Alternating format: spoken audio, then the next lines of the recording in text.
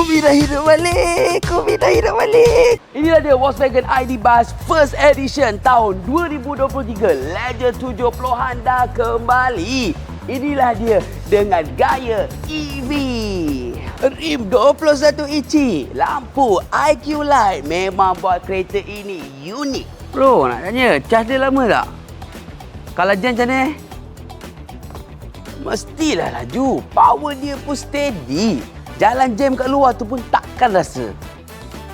Kalau ID Buzz ni jadi milik korang, siapa geng korang yang korang nak bawa pergi jalan-jalan? Tag dia cepat. ID Buzz dilengkapi dengan infotainment sebesar 12 inci, wireless Apple CarPlay dan juga wireless Android Auto, dan juga dilengkapi dengan teknologi IQ Drive. Bro, nak tanya, boleh lampu tukar color-color tak? Nak warna pink boleh? Bini aku suka warna pink lah. Memel lah. Ada. Aku tengok dia warna pink. Bukan setakat pink. Warna purple ada, warna biru ada, warna hijau ada. Korang pilih je lah ikut mood jiwa kau. Display dia smart. Semua info ada depan mata. Bila bawa kereta, memang sangat senang. Nak retro level versi EV, inilah dia Volkswagen ID Buzz, wajib ada dalam list korang.